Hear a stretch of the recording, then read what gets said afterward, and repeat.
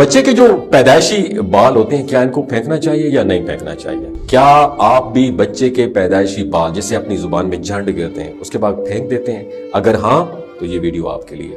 جب بچہ پیدا ہوتا ہے تو اس کے سر پر جو پیدائشی بال ہوتے ہیں ان کے بارے میں ایک نہایت اہم بات یاد رکھنی چاہیے۔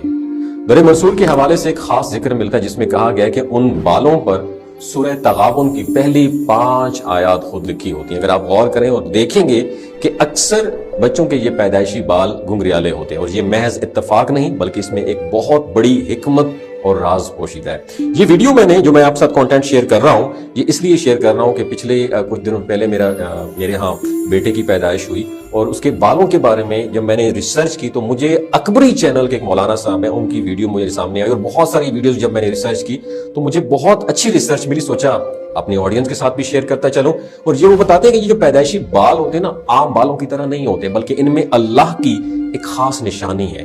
اس پر سورۃ تغابن کی ابتدائی آیات درج ہوتی ہیں جو اس بات کا ثبوت ہے کہ انسان کی قسمت اور نصیب اللہ کے فیصلوں کے تابع ہوتے ہیں۔ اس لیے جب بھی بچے کے یہ بال آپ منڈوائیں تو اس عمل کو ایک عام رسم اور رواج نہ سمجھیں، بلکہ اس میں ایک بہت بڑی برکت اور روحانی فائدے پوشیدہ ہیں۔ جب بچے کے بال منڈوائیں تو ان پر سورۃ تغابن کی پہلی 5 آیات آپ نے پڑھ کر دم کرنی۔ کتنی مرتبہ؟ 40 مرتبہ۔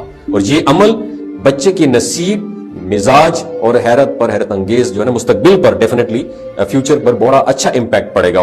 اس کے بعد ان بالوں کو کسی پاک جگہ زمین میں اپنے دفن کر دینا ہے، نہ کہ انہیں کوڑے میں پھینک دیا جائے یا کسی اور بے ادبی کے مقام پر رکھا جائے۔ اس عمل کے حیرت انگیز آپ کو ریزلٹس ملیں گے۔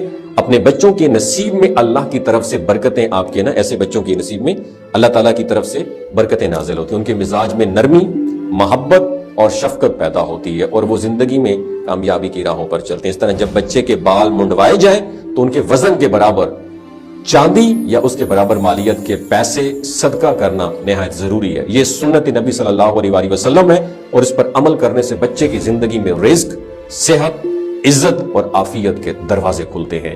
والدین اکثر اپنی اولاد کے لیے مال و دولت، بنگلے، گاڑیاں، ہیرے جواہرات اور دیگر دنیاوی چیزیں جمع کرنے میں مصروف رہتے ہیں، مگر وہ یہ بھول جاتے ہیں کہ بخت، نصیب اور مقدر انسان کے اختیار میں نہیں ہوتے، اور یہ سب کچھ اللہ کے فیصلے کے تحت ہوتے ہیں۔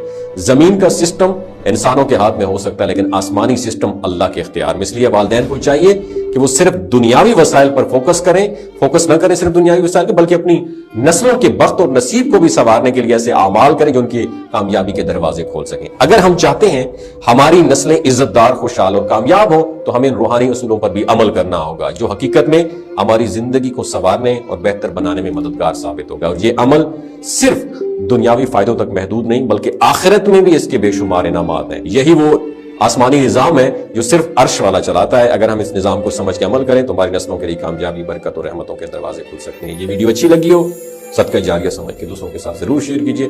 اپنا بہت خیال رکھیے گا۔ اللہ حافظ۔